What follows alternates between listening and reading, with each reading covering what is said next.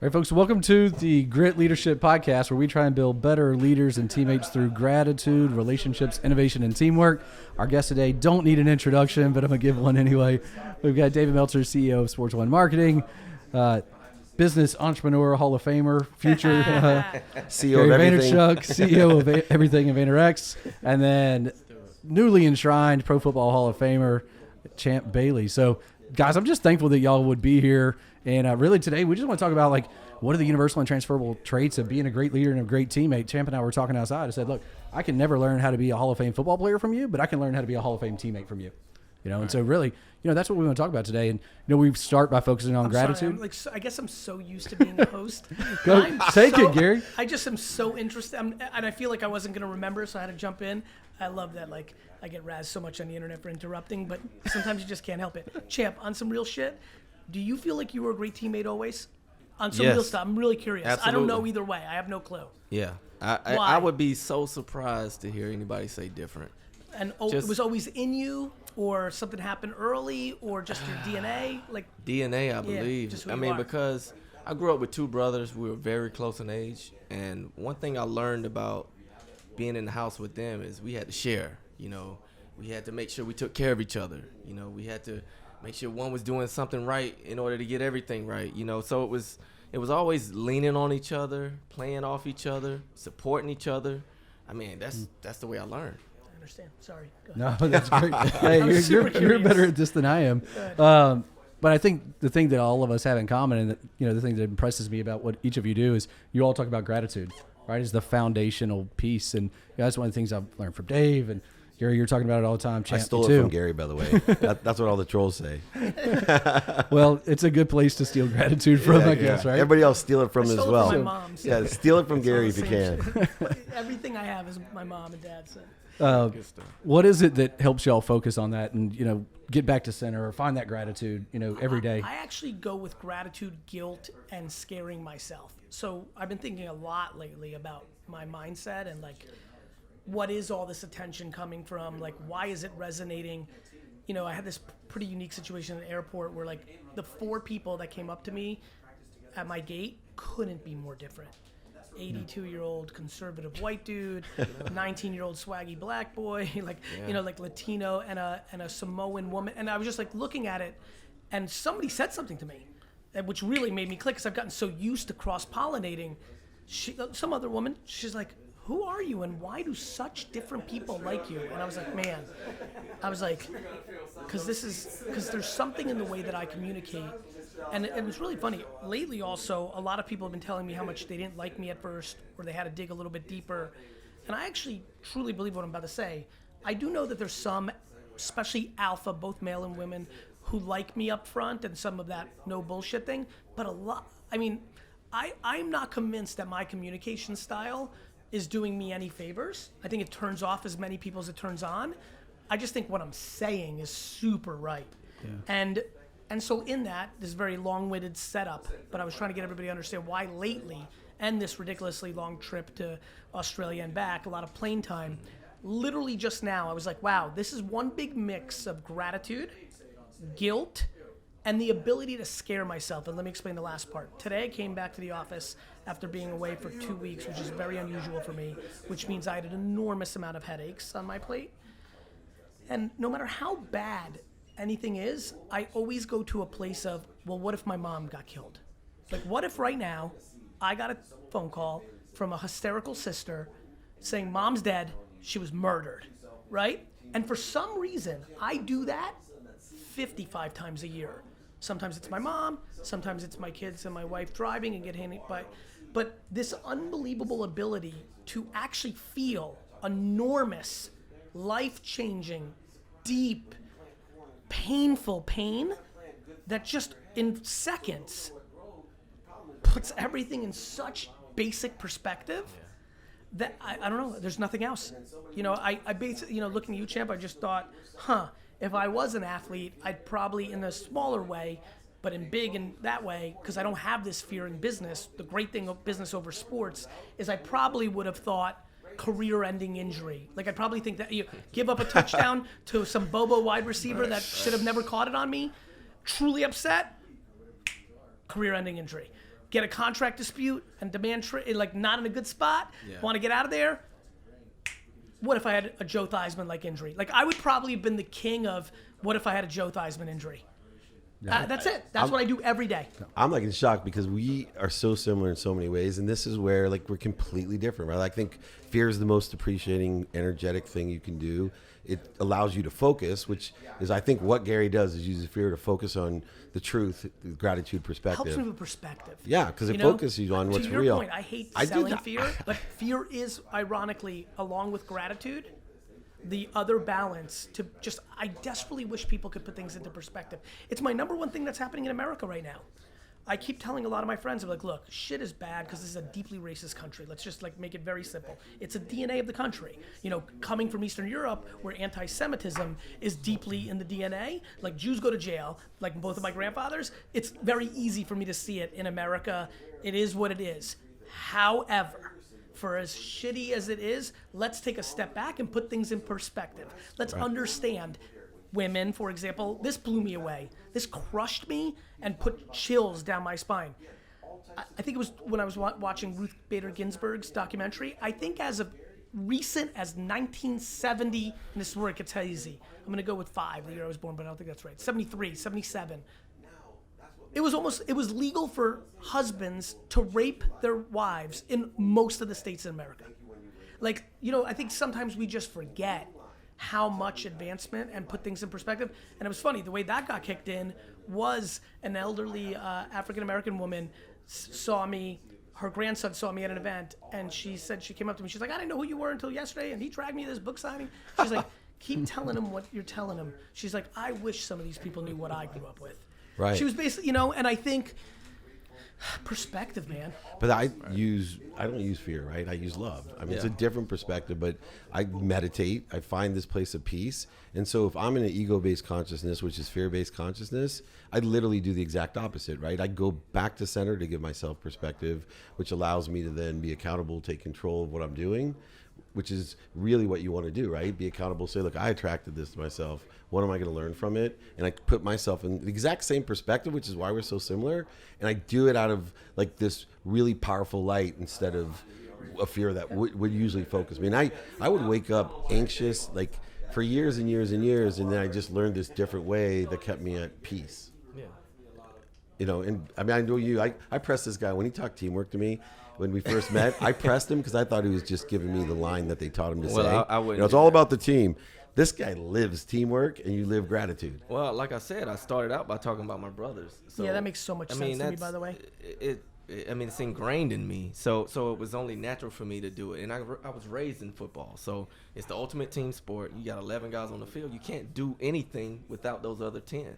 There's nothing. You can have one great player, but he won't change the game. As a Hall of Fame corner, when you had a ridiculously good pass rush, ironically, you were even a better corner Absolutely. than before. It just is Absolutely. what it is. And I played with 2 of the best pass rushers ever played the game, Bruce Smith, Von Miller.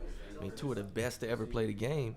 And I owe them I mean, I can remember a couple picks I got because Von got to the quarterback. 100%. Bruce Smith got to the quarterback. Even before the game started. Oh, absolutely. That quarterback's got so much thought going into Von destroying his face. I mean, that 100%. fear, I mean, once that and settles. all you need is that 100th of a second. Yeah, that's it. Just a little bit. And they always give me 2 more seconds. Give me another second. Split second. Ellis Dumerville. By the way, another great one. This is absolutely why I love football. Like, you know what's so funny? I love extremes. And, you know, back to love and fear. Yeah. I love contradictions, right? Clouds and dirt. My whole K-Swiss collaborations. That's what I do. Clouds and dirt. It's why I love, my 2 favorite sports are boxing and football. And what's interesting about them is they couldn't be more different. Football is truly the team sport. Boxing is truly the nobody else is to blame. Like accountability at an uncomfortable level. Yeah. Interesting. Yeah, toe-to-toe as well. How does gratitude, though, play into teamwork for you? Well, for one, I mean, I think when you think about all the people that play a role, I mean, it's not just coaches and players. How do we get to the destination where we're going to play, you know, another city? So who set that all up? Who made that transition smooth? So obviously, I think starting at the top, you got to have a great leader. And then what trickles down is how grateful is he to the bottom feeder. You had one of the best owners and one of the worst owners. yeah. You can't say it, but I can. And that's what's funny. Both were my friends. But I've seen it both ways. You've seen an owner that gives all the credit to the bottom guys, and you've seen an owner that takes all the credit to himself. And I don't think and one has a Super Bowl ring. Yeah, and one has none. One has 3 actually. Right. One has none. So just learning from that leadership. That's what I learned about gratitude. Like, man, it's not just about me. I gotta thank these people that are not getting the camera time or whatever it is. Chip, you know what's crazy about gratitude? It's actually how I think about life completely. Like, to your point, and it's such an incredible thing to, I'm sure for all the people that, worked at Denver, Washington during your time, like I'm just thinking right now, if the serendipity of life leads to a person right now who's an intern at Denver, who now is doing whatever they're doing with their lives all these years later, hearing that must have felt so nice that a star player actually gave the thought to saying, like, yo, like, somebody had to make sure that all our luggage was there, or like checked on the weather before the flight went, like really stuff. It's actually really interesting how it's the first time I've ever thought about serendipity and gratitude as cousins. So I'm sitting here, I'm so happy because I know how great life. You know what I love, by the way? Because I'm just bouncing. You know what's awesome about New York City? Hold on a second. When I walk in New York City, this always runs through my mind. It's a grid. And I have 800,000. Like, I always feel like I'm funny. Like, I don't walk the same way ever. Like, if I have to go somewhere, I'm always doing different shit. Like, going 3 avenues, then 2 streets. That, like, I don't know why. It's probably my entrepreneurial, chaotic way. Whereas, like, my dad walks the same exact way every time. And every time I do it, if I run into a stranger, a friend, or something, I'm always like, that's so cool. It's so fucking cool that I could have went one more avenue and then took it. And, like, basically, I think we're completely not in control of anything, which kind of weirdly makes me feel in control of everything. That's right on. Do you understand? I get exactly what you're saying. And that's where you were going, which is like, it's crazy. Like, actually, you know what this makes me think of in sports? And this is something I want to ask the room, because there's a fuckload of people here, by the way. These, if anybody You're too listening popular, at home, man. This entourage, I'm very impressed with these 3. What's the story about the NBA Finals with the Cavs and the Warriors the first time, where the Cavs were up 2-1, right? And there was some junior, or minor assistant who saw something in film and they switched out Andre Iguodala and somebody, and maybe Harrison. But I don't remember the whole story, but I'm sure somebody who's listening, so hit me up on Twitter. I'm looking at all the faces, and I appreciate that nobody's just jumping in and saying they do know, but I do remember very firmly that something happened in that series. And this is what I love about sports and how I think about life, which is why I think all 50, 60, 70-year-olds need to wake up and realize it's the third quarter or halftime, and they got a long way to go. This is the NBA Finals. There's a lot of film on LeBron at this point. He's in his fucking 10th or 12th year at this point. And still, yet, somebody was able to, part of the team, watch film, come up with a hypothesis. Kudos back to good culture. Yeah. Coach Kerr has to say yes. A lot of coaches don't have that humility. Yeah. But that's why they won the NBA championship. Like, they're now maybe they still would have, but it was a grinding series. 2-1 Cavs, I think, but I could be remembering it wrong. Or 2-2. I don't remember. But then they took the rest of the series pretty easily. And I think that carried over into the next season. Yeah. I agree. Yeah, the next finals after that. I just feel like it's interesting that coach sees an insight, they make a switch, and it changes everything. And I think about that shit all the time. Yeah. I mean, it takes a lot of guts to make a call like that, because you got to imagine you've done it this way all year. This is what got you here. Now you got to make a switch like that. And just to be super nerdy, to go like all the way here, as an uncomfortably big Jets fan who's watched every snap since 1982, let me say this, because I just want somebody to go on Twitter and talk to me about this, their insight on this. The Jets' good run, I think Mark Sanchez is a good dude, and I have a lot of love for him, but like I was always struggling with his play, thought it was disguised by the number 1 running team in the NFL, the number 1 defense. But I've never said this publicly, and this is where a hardcore Jets fan's going to know if they really think. Those Jet teams that had like a good run there between, really from Herm to Mangini to Rex, where they kind of made the playoffs every other year, which was fun for a while, especially in Jets history.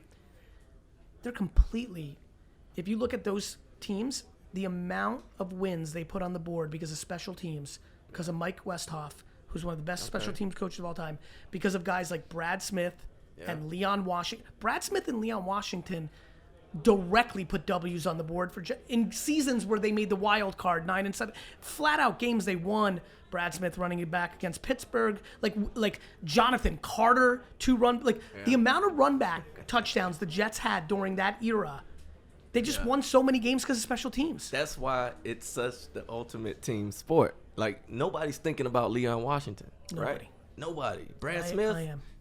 Nobody's thinking about Brad Smith. Everybody thinks he's played in Buffalo, and that's it. You know, so it goes back to you can't do anything by yourself in football. Sanchez, like you said, they ran the football. They played great defense. But who do you remember? Sanchez being the quarterback. But even, and to his credit, he put up good. He left his best games in those playoff games. Fine, and I have a lot of love for that. But it's real. Football's fascinating. Yeah. Well, even in sports business, though, sports agentry, I see all these agents trying to buddy up to you when you're playing. And I said, dude, if you want to be an agent, go talk to the equipment manager, right? Treat him with gratitude. And I was like, why would you do that? I said, because that guy will be there for 30 years. They never fire the equipment manager. If you want to inside to the team, he's the one talking to the players. And if they don't have what they need, if he says he could get in their ear and be in the sphere of influence, and he's never going to, presidents will leave, GMs, even owners will switch, they'll keep the equipment manager. That's fascinating. But yet, I learned that because Leigh, when I was working with him, he's like, man, you're always just talking to anybody, Dave. You're so nice. You should be hammering Champ and get him to sign with us. I'm like, no, man, be kind to your future self. This guy is going to make a difference. That's become extremely accentuated in our new society. One of the things, I was always a nice person. Back to when you said, notice I was like, is that your DNA? You're like, yeah. And then you said the brothers thing. And then it was a wrap for me. Yeah. Natural DNA and environment, that's the punchline. Freud figured this shit out a long time ago. It's not, I don't know why people are still debating out here. Yeah. It's super simple. Well, to that same point, I was always a good guy. I had kindness in my soul. But the fact that now everybody has a voice and everyone's watching everything. Mm-hmm. It's so fun. And people know, too. I watch people who hear this podcast, hear Dave say this, have dark hearts, and then go start doing it because it's a tactic. And me watching somebody go into a room and saying, what's up, hello, who does it the way I do it, because it's just in them. Yeah. Just in them. Just for me, liking people turned out to be a good thing with the advent of social media. Right. But and then seeing the person who's doing it where you in your soul can feel it's a tactic and they give a fuck. I love watching that shit. So that brings me to a question, though, about that. So if you've got somebody that's not the best teammate now, but they want to be a better teammate, right? Maybe they're working on that. What's a tip on all right, start today. Start right now. Here's how you can start to be a better boss. You can be a better leader for your team. You can be a better teammate. You can show gratitude to either the equipment manager or the secretary at your office, or something practical and that they can do, because we don't believe that you have that dark heart forever. If you want to change, you can change. But what would you tell them to do to get started on that? For me, I don't tell people what to do, right? Yeah. I may make suggestions or illustrate something by saying, in that situation, someone told me the other day, I came in late and I said, I'm sorry for being late. Thank you for waiting. He said, whoa, you shouldn't do that. And initially my energy was, what do you mean I shouldn't do that? Instead, they said, right, you know what I do? I come in and I say, thank you for your patience. It has a better energy than saying, sorry, I'm late. It's a better position.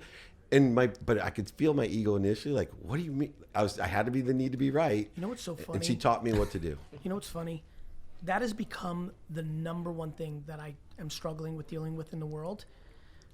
When I used to be late 15 years ago, it was very easy for me to apologize or say I didn't think that way either, which I think is better, and I'll start taking down on it. She taught me too through you. But it didn't feel heavy. Now it kills me because I'm sitting there saying, fuck, this person thinks that I think that I'm more important than them. Right, your time. It kills me. Yeah. Me too. It fucking kills me. It is the level, it's easily the thing I'm most anxious about in the world today, being late for stuff. I'm running so hard. I have no Helping gaps everybody. in my, I was running up here for you guys, and it was the fucking 3 people part of this fucking posse. Your 3 homies downstairs that took selfies. They're like, can we get pictures? I'm like, fuck, I gotta go. And they're like, we're with Dave. I'm like, all right, fuck. Like, you know, it's become a huge issue for me, and I'm glad to catch that tidbit because I'll start using it. Yeah, that's a little bit of accountability there. I think if you're listening, man, I think to be a good teammate, you got to listen, understand what it takes to reach What's the the goal. best talk you ever had with a teammate that worked out? Great question. If you sat right now and thought about whether it's that I gave them, yep, and whether it was hard, okay, whether it was soft, whether it was just like a wink, like if right now I'm gonna let you think a little bit. I'm gonna keep going because I'm just very fascinated. Okay. If I had to say right now, for you, you're like fuck because maybe he came up to you later on, or maybe never, but you just watched him from afar for years to come, and you're like fuck.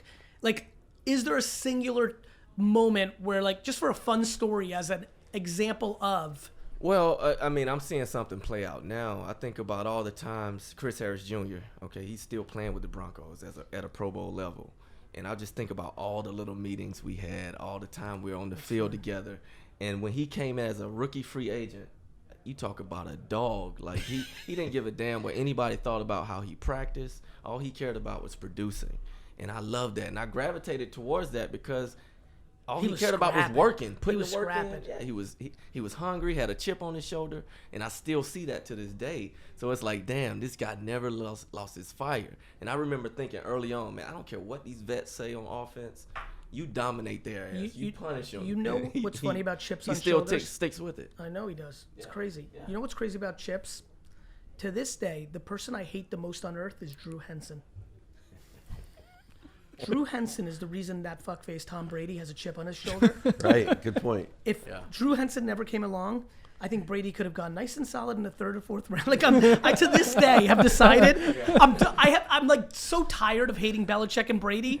I've decided I found a new guy to hate. Now I'm blaming Drew Henson. They don't give you many reasons to hate deep. him. He's not winning. Listen, as a diehard Jets fan, I have the fact that the Jets and the Knicks are my favorite teams by far, and I had to live my whole life up to this point through Jordan and Brady is just super unfucking Still fair, riding man. Joe Namath, huh? Still riding Joe Namath. But you live in New York, buddy. You live in New York. Yeah, I do always say that. You know, that's my favorite thing for Pittsburgh. Pittsburgh fans are really classless. I'm on the record when I go there. And I had this really tough... My big rule on the road, I go to a ton of road games, is I don't say a word. I have no interest in getting kicked out. I'm definitely not looking for some bums to ruin my record of watching every Jets play.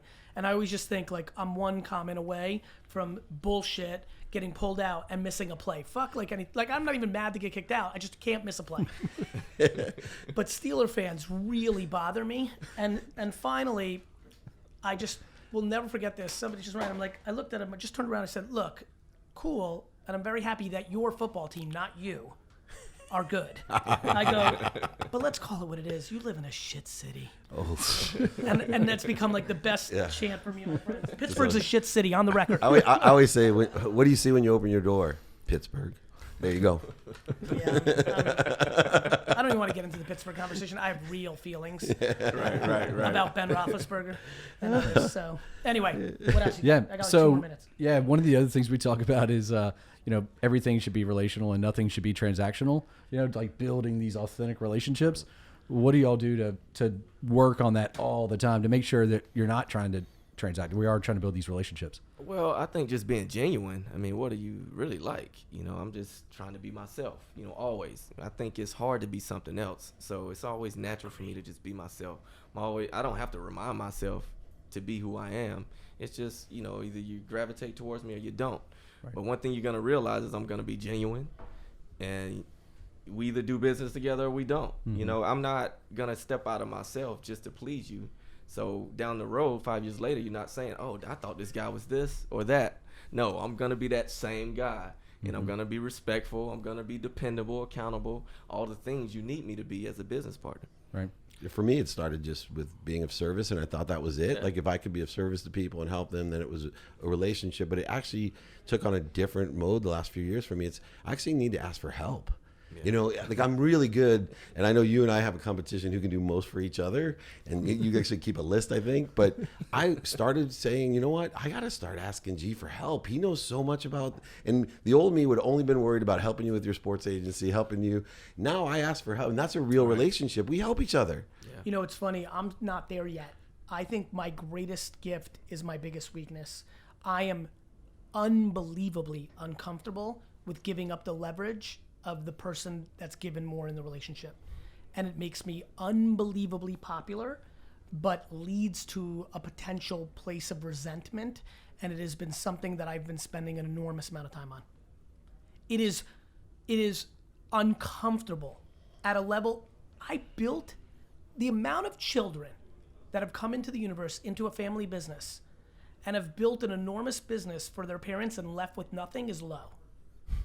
I couldn't even feel the uncomfortableness of my parents, the humans that put me on the fucking earth. I needed to somehow at least settle the score that I had to go in and give up my prime youth and work 7 days a week to build this monster business and then leave with nothing and start over. That's great, but in my more mature state, I have started the conversation with myself, which is, that's a control thing, which is fine. But I need to be thoughtful because I think where it's leading me to is enormous popularity with an ungodly amount of potential in my 80s to resent everything and everyone. And I want to start chipping away at it now because it's become very clear to me that that's real. How do you start that, though? By just saying what I said out loud. Yeah. Right? You know, that's a great start. Okay. That's a great start. Okay. First, I needed to get there fully in my head before I would ever say something like that to a world, let alone this room. And now practice. Yeah. You know, everything's practice. Muscle, yeah. Practice. You know, and feeling comfortable to letting somebody help. It's just not in me. Yeah. Practice is boring. But you gotta love. God, I love necessary. practice. You gotta love it. Though. You learn to love practice, it. man. Love it. I love the process. I fucking love it. Me too. I always think funny things like, it's funny we brought this up. Nowadays, I'm like, man, if I had a musical bone in my body, I'd be the biggest rapper in the world. Nice. Because the way I talk works, like, I'd be like, I fucking would dominate it. And literally in that weird mind place, one time I was like, oh, and I would sample Iverson's Practice. I would put out a song of Love and Practice, and I would sample Iverson. Like, that's the random shit I think of. I fucking love Practice that much that I've multiple times thought, if I was a rapper, I would sample Iverson talking about Practice. Well, that's how I describe you, dude. Is you're the Eminem of entrepreneurship, But you right? could be a He's rapper. Eminem. You could be You a are rapper. Eminem. I can't man. write for shit, champ. It's all like that's what's so crazy. I lost that on both. I've got the thoughts, but I can't write for shit. It would have been all in the booth from the top of the dome. Says the guy with 4 New York you Times can speak it well. bestsellers. You just 5. can't. 5, sorry. We didn't put the 5th book in there yet. Somebody's going to send that back to you, though, that clip of Practice. It's going to be dubbed Yeah, of over. course. You're I'm going to sure. have your own rap I'm song sure. now. All right, I got to wrap up. Anything else I can sneak in for No, you? You guys, we do just- you want 10 more minutes with these guys? I can do my next meeting out there, and you can. Yeah, I mean, if somewhere you don't I talked mind. a bunch anyway. That'd be Yeah, great. keep Awesome. doing it, Appreciate keep doing it. Thanks Get for the hell coming off the show, brother. Congratulations again. You're awesome. Thank you. Keep going. All right, keep going. All right. The ratings just dropped by 1 million. Well, I'm still glad to have 10 minutes with y'all, and we will make sure Stay that tuned still with Scott, Dave, and Champ. He asked what your best speech or moment was. The kids. They're worried. It's not one moment. Yeah, I mean, it's a process, right? Yeah, it's a process. I mean, it's just, I just think about all the conversations. Right. It was a collection of them. So, I think that's the weirdest thing about social media, and I know it impacts him a lot, and you guys are building on the same platform. Right. But the weirdest thing for me is just, I'm here in New York, and a guy can come up to you and literally in tears, thank you for changing. Like, he's like, this guy came in, he's like, dude, I listen to you every day. I'm about to quit, or this happened, and I watched that video, and I just had to tell you. And he started crying, right? He's like, thank you so much. And I'm thinking, wow, how powerful is it to capture what you're doing? Because, right, that little conversation now happens again and again and again. And it's such a blessing if you have that real message of authenticity. Yeah. Like, he's so authentic, you're authentic. It can really impact people. Yeah. Yeah, I love the fact that I could give back something to people who need it, you know. I mean, a lot of times people don't need you, but when they tell you, oh, this really helped me, I mean, it's gratifying. Yeah. And I don't understand. Like, I would always question guys that I played with who wouldn't teach the younger guys. And I'm like, why would you want all that knowledge to yourself? Like, these guys want to eat too. Let's teach them. It only helps the game. Plus, it'll help you, because when you say things out loud, it learn yourself. Yeah, you start learning. You can learn from them.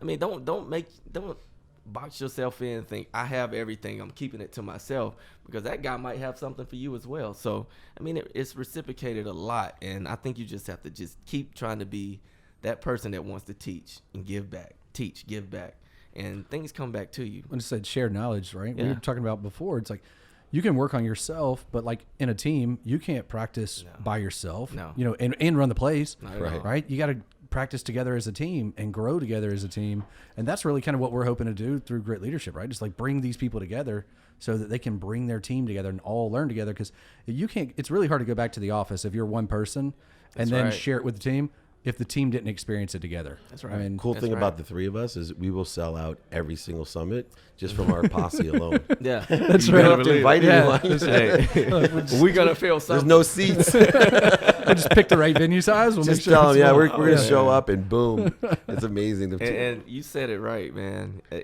It's one thing to tell me, but if I have a team with me, they all need to hear it the same way I heard it. Now, can I go back and say it the same way? Probably not. But it's always good to hear different voices saying the same things.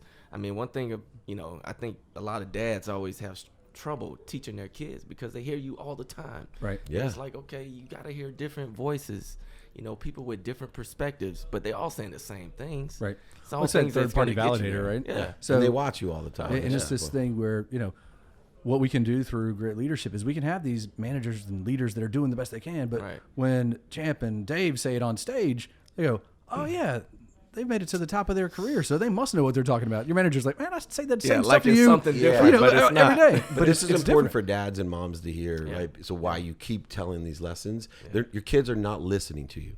They will watch you, but they won't listen. But what you're doing is planting seeds. Yeah. So when you plant a seed and someone like Champ Bailey says, teamwork's important, and your dad has been telling you you're too selfish, teamwork. And when Champ Bailey says it, all of a sudden that seed's been in there, it grows. Right. So sometimes we're just the stimulus, right? The water on the seed. And that's why I think the seeds that you place in your mind, right? I talk about faith. That's what puts it there. We cannot be surprised when you plant corn if you get corn. So you got to plant good thoughts in your head. That's right. So those are what grow. The problem is right now I see is that we're allowing people to have bad thoughts. Right? And those are seeds. And then somebody reinforces it out there and says, yeah, this is okay. We're separate. We're better. We're inferior. Whatever it is, these negative thoughts. And it grows just like corn. And then putting faith in the wrong things, they're surprised when corn comes out when they planted corn. Right? It just blows me away. When it's the confirmation bias, right? If we're thinking these negative thoughts and then something bad happens, it's just confirming, oh, yeah, I'm not good enough, or I'm weak, I'm too weak, or whatever these things are. But like I learn from y'all all the time, like just, planting those good seeds, putting those good positive thoughts in your brain. We can do the same thing when something good happens. Now we can double down on that and triple down on that. I mean, Dave, you talk a lot about frequency and vibration. And can you just tell the listeners a little bit about, like, I love when you talk about, nothing vibrates as fast as the truth. And you can only understand that at which you vibrate or equal lower to your lesson. Yeah. Right. Yeah. So exactly. can you kind of explain that concept? And I've kind of even clarified it more to me. Here's the detachment that people have is that a lot of people just think, if I say this, it would happen. Or if I do this, it will happen. Or if I think this, they think of direct manifestation, right? Yeah. As long, if I, and if I work, it will happen. There's a continuum that takes place. It's think, say, do, believe, and that affects your genetics. It affects your DNA. What you think, say, do, and believe affects your DNA. And that DNA changes slowly. It's like a muscle, and it creates a frequency. It's a signal out there. And that signal, the higher the signal is, the more you can be aware of, and the more you can do three things. The higher your signal or frequency or vibration, the stronger your force is. So when I speak, more and more people hear it. When he speaks, even more, because that frequency is high. He was talking about the spectrum. He had all types of people, old, young, race, doesn't matter to him. Religion, everybody loves Gary because he has the wide spectrum of that frequency. And then finally, clarity. right? The clarity of your signal. Now, that's what makes you resonate. So I'll stand on stage and tell people, change your life, say thank you before you go to bed, and thank you when you wake up. And thousands of people will wait in line to tell me that I've changed their life, and they're now going to say thank you. They have heard that a million times, but I have a different strength of my signal, a different frequency of a spectrum. And all I've done a lot of times with the power of clarity is watered the seed that their grandmother, their mother, their friends, everybody in their life has said, Days, thank you. You'll be better off to be thankful, be grateful, be gracious. All those seeds, and they weren't listening, they were watching, and all of a sudden the powerful water comes and boom, it grows. Wow. Powerful. What do you think about that, Jim? I mean, amazing. I just the way he articulates it. I mean, it just makes sense. I mean, because I think about everything my parents taught me, and then I would have coaches kind of reiterate those things, and now it just made sense. You know, it's like you need to hear somebody else say it. You know, and I mean, I've had coaches all my life, and that's who I would listen to the most. Because now I watch his Dave Meltzer videos. Yeah, we all are. Now I'm watching Dave all the time. Yeah, and Gary, he's really got water everywhere. You know, and it's funny, Gary, he reminds me a lot about some of the coaches that I've had. You know, very loud, direct, great personality, opinionated, but they always saying something with substance. Like, just listen to the message. That's why I love what he says or how he says it, because he's rowdy about it. But if you really listen, I mean, it's something everybody could use. And I don't care about how he delivers it. Me neither. I just want to just give me something with substance. And I'm going to run Keep with watering me.